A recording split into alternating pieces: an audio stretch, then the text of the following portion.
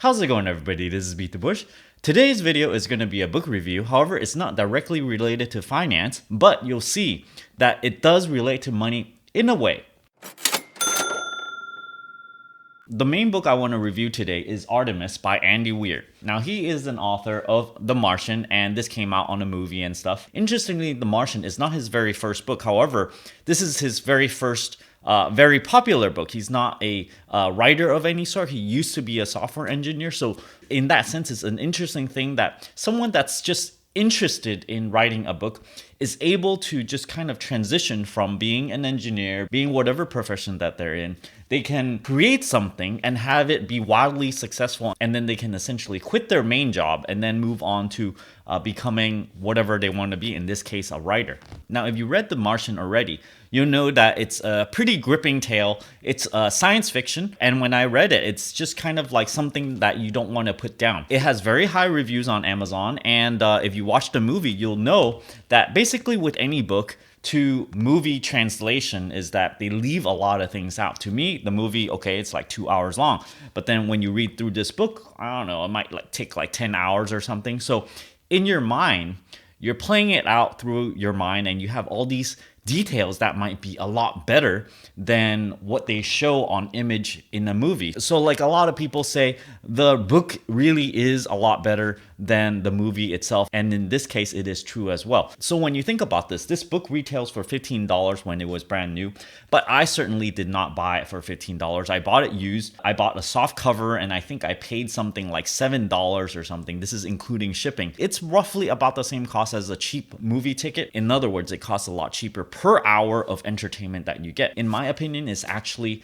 a higher quality of entertainment, although you cannot, just sit next to other people and chit chat while the entertainment is going on. Now, this is his first wildly popular book.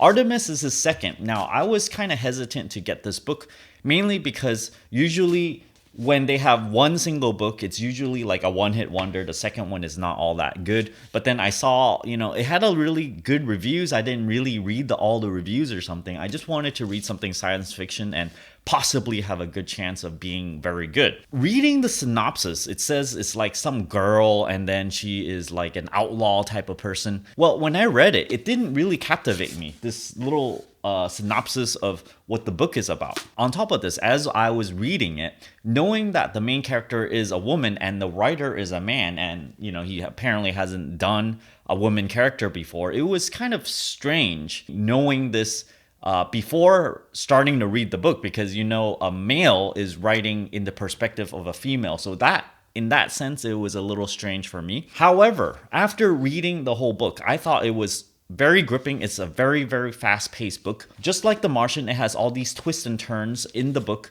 that keeps you surprised. In fact, when I was reading this, it kept me up for 2 hours past when I normally sleep. When it's like that, it's a good book.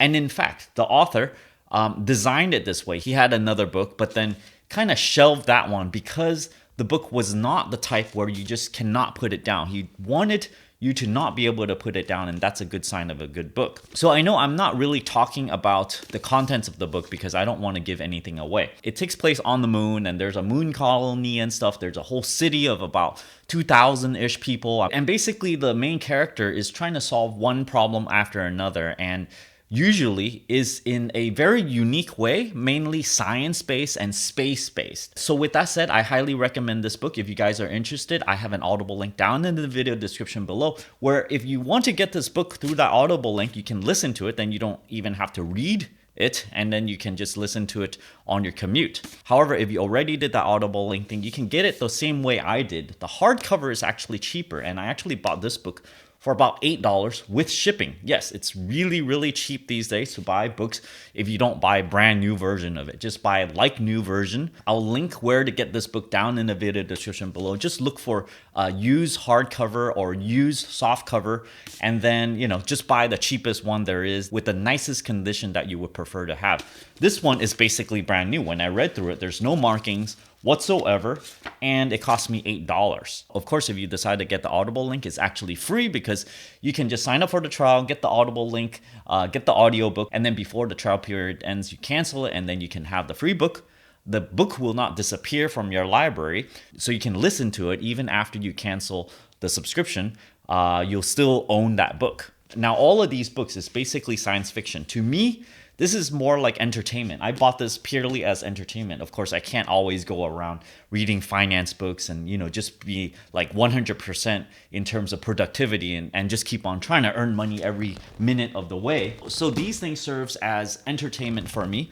And with that, I want to talk about this book over here, which I've talked about before. It's called Getting the Most Out of Life. It's a lot of tiny snippets of valuable information, of very, very good articles about being a lot of different aspects of life. And I came across this article that sort of have something to do with reading fiction novels. I just want to read a little bit for you guys over here because this was so good that, it hit me right there. I'm like, oh yeah, that's a great succinct way to put things. So here it is. The line between recreation and obsession is not hard to see once we know it is there.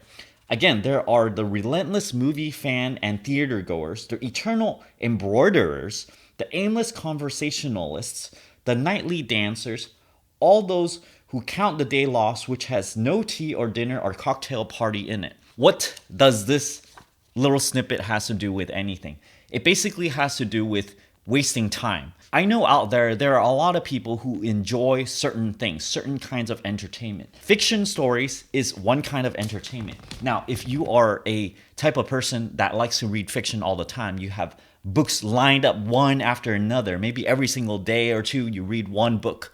Reading books in itself can be a time waste. This is more in the context of, are you wasting your time doing things, just sort of spinning your wheel and just absorbing entertainment and not doing anything with your life? If you keep on reading fiction novels, you might just be spinning your wheels and not doing anything with your life because all you'd ever do is just consume and consume.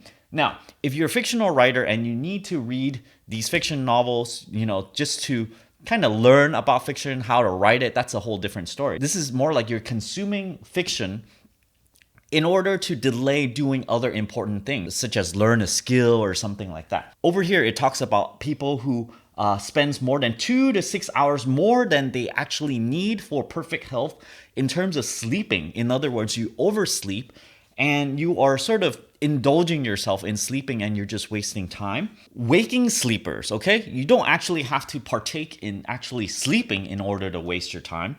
Who indulge in listless, time-killing pursuits. The solitaire player, the pathological bookworms that I just talked about, the endless word puzzlers, the jigsaw puzzle contingent. So I think you guys understand what I'm talking about. There are things that you can partake in that may seem like you're actually doing some activity, but in reality, you're just wasting time. I remember back in my college years, I used to like watching Japanese drama. In fact, I watched so much of it that it is exactly what this book was talking about. I was wasting time and I am not proud of it, but I've wasted a lot more time than I should have. I am more happy to know that I actually wasted a lot more time before, and now I sort of woke up to it. I'm like, oh my gosh, all these things that I've been doing, watching TV excessively, going to the movies excessively, just doing certain things because you can just say, oh, I'm just doing recreationally. But then you can do it every single day, and that could be considered excessive because you're just turning yourself off